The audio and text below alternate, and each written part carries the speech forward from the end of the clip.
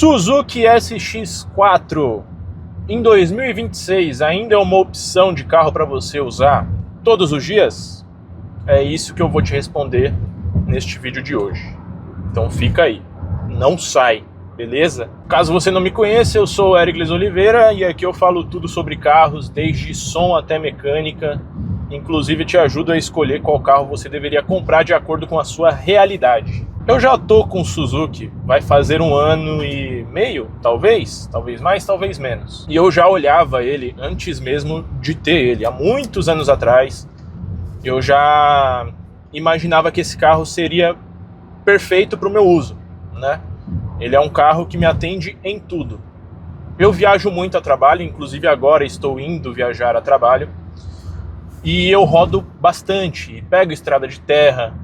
Então, assim, eu precisava de um carro que fosse bom na rodovia e que fosse bom em estrada de terra. E aí eu sempre olhei para o Suzuki como uma boa opção. E eu não estava errado. E como é que é ter esse carro aqui no dia a dia? Cara, na estrada esse carro ele é muito estável. Apesar dele ser altinho, ele não é um SUV, né? Ele é um crossover. O que é um crossover? É um carro hatch um pouquinho mais alto. Então ele tem comportamento de carro hatch. Só que é um carro hatch esperto. Ele tem muito motor 2.0 de 142 cavalos, entrega bastante potência. Eu acho que essa potência aqui para usar todo dia e para usar em rodovia tá mais do que excelente. Na estrada de terra ele vai muito bem, mas atenção, tá? Não vai me querer jogar esse carro numa trilha pesada, porque primeiro, ele é muito baixo. Então você não vai ter uma distância do solo tão legal. Inclusive esse é um ponto muito fraco desse carro. Ele tem uma altura do solo que é basicamente a altura do solo de qualquer outro hatch, de um Uno, de um Gol, enfim. Ele não é um carro alto, ele parece ser um carro alto. A carroceria dele é mais alta. Você pode ver aqui que no espaço interno eu tenho 1,75 m e sobra um palmo aqui para minha cabeça chegar no teto. Meu primo uma vez, ele dirigiu esse carro e ele tem mais de 1,90 m. E ele ficou confortável nesse carro. Então, assim, ele é um carro alto aqui dentro. Do chão, ele é baixinho. Consumo, vamos lá. Eu sei que você estava ansioso por essa parte. É um carro 2.0. Não espere um consumo excelente, tá? Ele é um consumo muito justo para um 2.0 4x4 de 1.300 kg. Esse carro ele é pesadinho por conta do sistema 4x4. O meu carro ele é com câmbio manual, tá? Eu optei pelo câmbio manual justamente por ele ser mais econômico do que o câmbio automático. Então com esse carro aqui, na cidade eu estou fazendo em média de 9 a 10 km por litro. E na estrada o meu recorde foi 14 km por litro descendo serra, né? Na verdade desci a serra e subi. E ele fez 14 km por litro. Mas a média real mesmo é entre 12 e 13 km. Não passa disso. E o meu carro está com a manutenção em dia. Então, é beberrão? Depende. Pro tipo de carro que é, eu não acho que ele seja beberrão. Eu acho que o consumo está muito justo de acordo com o carro. 2.0, 16 válvulas, 142 cavalos, com 4x4, enfim. Como que é a oferta de peças para este carro? Esse carro ele tem um motor compartilhado com o Gran Vitara. Né, os Gran Vitaras que são 2.0, eles têm basicamente o mesmo motor, muda uma peça ou outra, e também com a Tracker antiga, né, a GM Tracker. Esse aqui, o código do motor, ele é o J20A, se eu não me engano. Como todo carro importado, é difícil de achar peça, tá? Não vou mentir para vocês. Se você faz questão de peças originais, é difícil achar peça. E quando acha, é bem caro, tá? Não espere que esse carro aqui vai ter a manutenção, sei lá, de uma Strada Adventure, de uma Palio Adventure. Não espere isso, porque vai ser caro. A última troca de óleo que eu fiz com o Mobil, eu gastei R$200.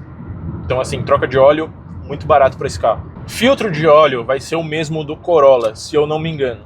Então você consegue achar de marcas excelentes, tá? Mali, Hengst, você consegue achar com facilidade para esse carro aqui. Correia de acessórios, eu tive que trocar recentemente. Troquei a correia, todos os tensores e a polia. Por enquanto, ainda tem opção das polias, né, dos apoios e da polia, uma opção que não seja original, mas que seja de ótima qualidade. Eu comprei uma polia que ela é de ferro, então se estragar, vai estragar o rolamento. Eu posso trocar só o rolamento. Isso é uma grande vantagem. Correia, eu achei a correia da Daico, então tranquilo, tem qualquer autopeça. Amortecedores, a Kayab fabrica. Par do amortecedor dianteiro, se eu não me engano, hoje, na data desse vídeo, está em média R$ 1.200, R$ 1.100. E a mesma coisa com os amortecedores traseiros, tá? São relativamente fáceis de achar. Mercado Livre tem muita coisa, mas caso você more no interior, fica mais difícil de achar peça. Mas aí não é culpa da Suzuki, é culpa de qualquer carro importado, né? Carro que não foi produzido em massa. Esse carro aqui, se eu não me engano, foi vendido 6.000 unidades no Brasil, em todos os anos de fabricação. É pouco, tá? Mas ainda assim é mais do que muitos outros carros que você nem imagina. Outro ponto que eu preciso falar para vocês, o seguro é caro. É caro, por ser um carro importado, um carro... Já dá para dizer que é um carro antigo, né? Um carro tem 13 anos de idade, então, quer dizer, no mínimo ele vai ter 20 anos de idade, mais ou menos. Não, ih, falei na matemática agora, hein? No mínimo ele vai ter 15 anos de idade, e no máximo, sei lá, eu acho que o último ano foi 2014, se eu não me engano. Então vai ter 12 anos, já dá para falar que é um carrinho antigo. Então o seguro vai ser mais salgadinho, tá? Eu recebi cotações para esse carro aqui de R$ 4.000, R$ 6.000, né? Na Porto Seguro, na Azul, foi na média desses preços aí. Eu acabei fechando o seguro da Pier. Até agora não usei, né? Então não posso falar para vocês se é bom ou não. Espero não usar também, mas eu fiz o seguro mais completinho que tinha, com uma cobertura de terceiros barata, ficou na faixa de R$ 2.100, R$ 2.200. Para a faixa de preço do carro, esse valor é um pouco alto. A gente está falando de um carro que hoje a tabela dele, se eu não me engano, está na faixa de R$ 38.000. Eu só estou falando se eu não me engano, né? Parece que eu vim desarmado para esse vídeo aqui, mas eu realmente vim. Eu estou gravando ele de improviso indo trabalhar. Então me perdoe se eu falar alguma besteira, tá bom? Como é que é o conforto desse carro? O isolamento acústico dele até que é legal. Esse carro, mesmo depois de alguns anos de fabricado, né, no caso do meu aqui, depois de 13 anos de fabricação, você não escuta muito barulho de acabamento. Então, os plásticos aqui dentro é tudo de boa qualidade. Óbvio, não tem soft touch em lugar nenhum, né? A gente não tem aquela camada macia do painel, das portas. A porta só tem um couro muito leve aqui onde você encosta o braço. Mas assim, é um carro feito para ser prático, né? Ele não foi feito para ser um carro de luxo. Os bancos são bem confortáveis, verdade seja dita. Eu viajo muito, então às vezes eu faço viagem de 3, 4 horas, igual vai ser a de hoje, de 3 horas, e não fico cansado, tá? Ao contrário de, por exemplo, quando eu viajo com o Fox, que a gente tem lá em casa, que aí sim eu sinto as costas doer. Mas aqui o banco dele é bem confortável, bem legal. O sistema de tração dele funciona muito bem em estrada de terra.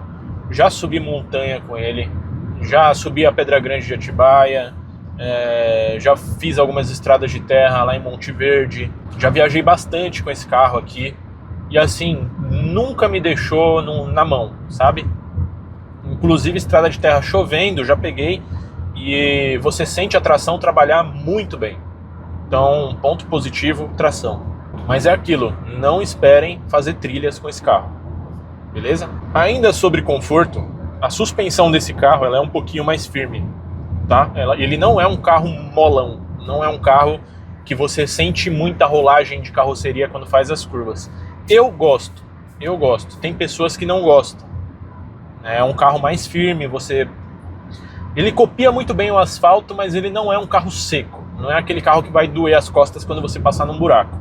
Ainda mais se você estiver utilizando pneus mais altos, né? Pneus AT, por exemplo, como os que eu estou usando aqui da Westlake, que são muito legais. Quando eu estava procurando esse carro para comprar, eu estava entre ele e a Duster 4x4 2.0 também. Eu dirigi uma Duster e eu achei a posição de dirigir cansativa. Não gostei da posição de dirigir. Porque você fica numa posição meio esquisita, assim, parece que você está dirigindo um micro-ônibus, sabe?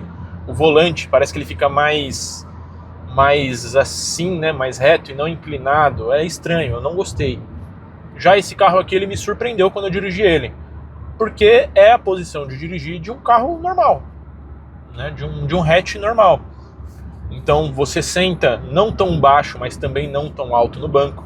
O banco aqui, ele tá no mínimo para mim, pô, tá perfeito. O volante, ele só tem regulagem de altura, mas não achei um grande problema, porque, cara, eu não sei que acerto eles fizeram aqui, o carro é muito gostoso de dirigir, de verdade. E ó que eu já dirigi bastante carro, então acho que eu tenho uma pequena propriedade para falar para vocês. Espaço interno, para os ocupantes aqui da frente, show de bola, cara. Atende muito bem.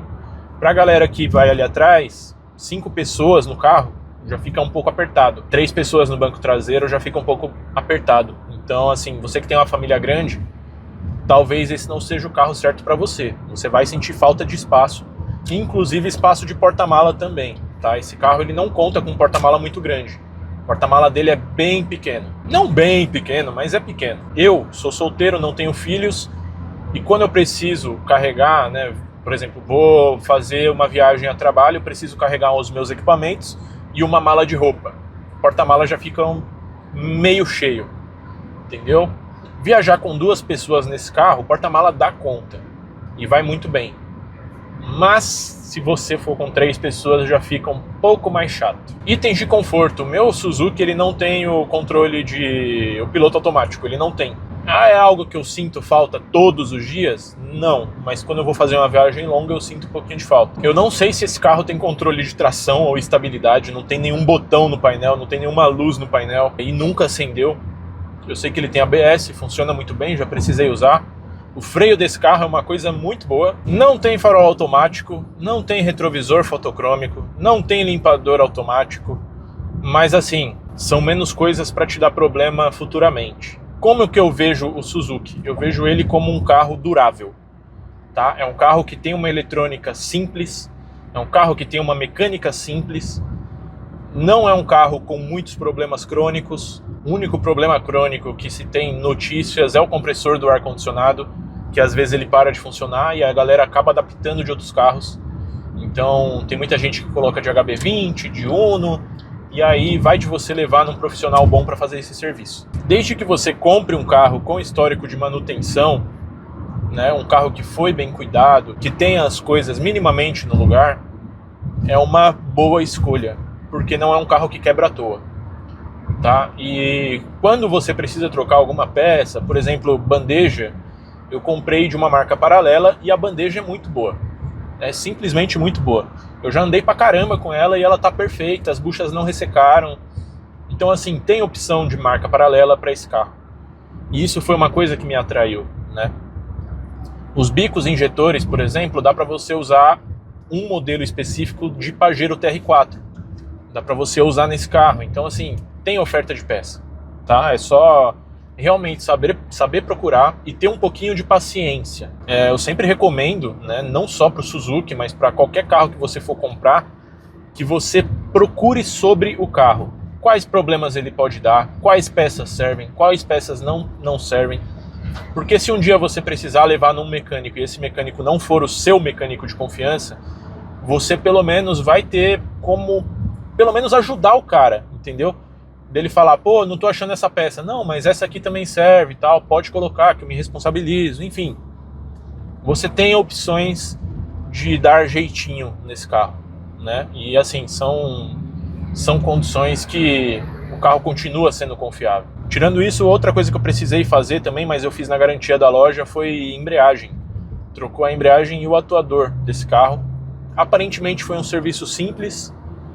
Eu fui ver o preço da embreagem depois com o atuador da Elper, né, embreagem Elper, atuador Elper, tá na faixa de R$ 1.200. Então assim, é um preço normal de embreagem, não é nada de outro mundo. E foi isso que me fez escolher esse carro, porque ele é um carro que anda bem na estrada, anda bem na terra, a manutenção não é absurdamente alta, é um carro robusto e é um carro que me entrega tudo que eu preciso. Né? A única coisa que eu sinto falta aqui às vezes é espaço interno, só. De resto, e a altura do solo também, é uma outra coisa que eu sinto um pouquinho de falta. Mas não é sempre, então assim, na maioria do tempo esse carro me serve muito bem. E eu imagino que ele vai continuar me servindo muito bem. Então sim, em 2026, Suzuki SX4 ainda é uma boa opção para você ter como um carro de uso até diário mesmo, né? Mas para você que pega muita estrada, eu acho que é melhor ainda do que você usar só na cidade. Porque na cidade ele vai ser um pouquinho mais beberrão, né? Ele vai ser um carro que vai beber um pouquinho mais de gasolina. Então é isso, espero que vocês tenham gostado do vídeo. Deixa eu continuar minha viagem aqui, que eu tô quase me atrasando. Se inscrevam no canal, deixe seu comentário também, eu adoro ler comentário de vocês. Siga-me também nas redes sociais, nas outras redes sociais, né? Meu Deus, que estrada horrível! Me siga nas outras redes sociais, que lá eu trago muito conteúdo para você que curte carro, desde som até mecânica. Vamos ser felizes, vamos andar de carro 4x4, que é bem legal, tá? É muito legal. Hoje eu não me vejo andando num carro de uso diário sem a tração 4x4 e sem ser um carro que aguente estradas de terra. Mas se você não pega muita estrada de terra, não faz sentido. Enfim, vocês entenderam, né? Beijo, tchau, espero que vocês tenham gostado. E foi por isso que eu troquei o DS3 no SX4. Tá aí, ó. Tá aí, ó, uma explicação bem prática de como é minha rotina. Vai lá, malucão, passa aí.